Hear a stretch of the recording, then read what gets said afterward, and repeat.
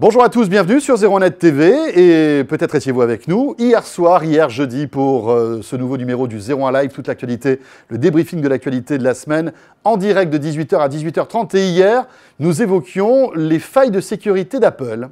Et oui, Apple dans la tourmente, iOS mais également macOS victime d'une incroyable faille de sécurité.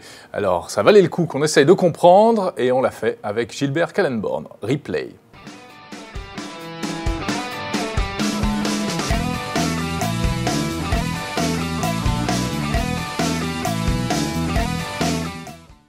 Il y a eu deux actualités liées à la sécurité chez Apple cette semaine. La première, qui est sans doute la plus importante, remonte à quelques jours. Les smartphones donc d'Apple, mais aussi le système d'exploitation d'Apple qu'il y a sur les ordinateurs, comme Jérôme là en ce moment, eh bien, ont eu une faille importante. Une faille tellement grosse d'ailleurs que certains se disent que c'était peut-être un acte malveillant, c'est ça? Oui, alors en fait, ça a commencé vendredi dernier. Oui. Apple a publié un patch pour iOS. iOS 6, iOS 7. Il est arrivé très très vite d'ailleurs. Hein. Très vite. On ne l'attendait pas, il y a eu une mise à jour. Si Personne ne l'attendait. C'était avant qu'on parte à Barcelone. Tout à fait. Oui. Pour en fait combler une faille de sécurité liée au SSL. Donc en fait, c'est les connexions chiffrées qui permettent par exemple de se loguer sur son compte bancaire. Oui.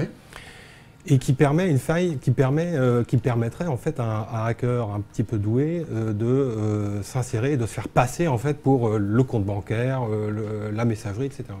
Alors, mais c'est incroyable. Donc c'est une grosse faille de sécurité. Et certains disent qu'elle est tellement grosse, cette faille-là, que ça peut presque pas être une erreur ou une étourderie, c'est vrai?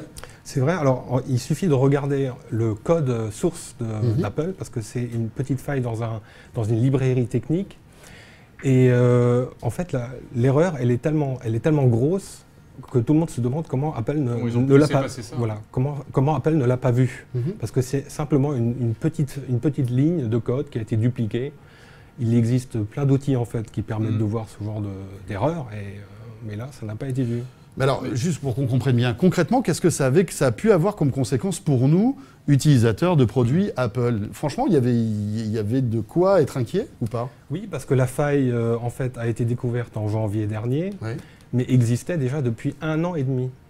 Donc pendant 1 an et demi, le hacker ou n'importe qui aurait pu voir, le pirate qui a pu voir cette erreur, et franchement elle était grosse, aurait pu... Concrètement, qu'est-ce qu'il pouvait faire?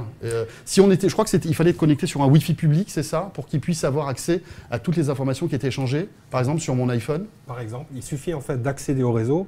Donc le plus simple, c'est de se mettre dans un hotspot public et de se faire passer pour un faux hotspot, par exemple. D'accord. Ça, c'est côté pirate. Ça, côté pirate, donc je me fais passer pour un faux hotspot. Les gens se connectent dessus et hop, j'exploite ma faille.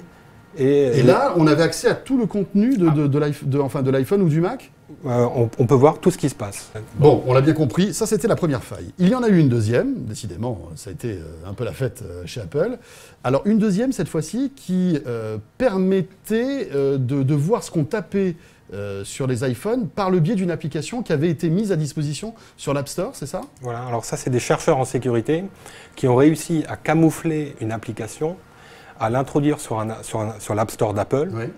Et à l'intérieur de cette application, en fait, il y avait une fonctionnalité qui fonctionnait on va dire en arrière-plan et qui était capable d'enregistrer tous les gestes. Alors le swipe, dès que je tape un mot de passe, quand j'écris un petit message, etc.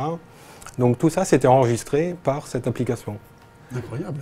Et c'est vrai que, par exemple, Nicolas nous dit cette faille de sécurité SSL sur Twitter. Hein. Je vous rappelle que vous pouvez nous laisser des messages avec le /01 live. Cette faille de sécurité SSL ne remet-elle pas en cause la confiance accordée aux services d'Apple, comme le cloud notamment? Alors oui, parce que Apple a toujours une image en fait de système très sécurisé, donc c'est très sécurisant. Et là, ces deux failles coup sur coup, ça écorne un peu l'image. C'est pas terrible. Hein. Pas bon du tout, ouais.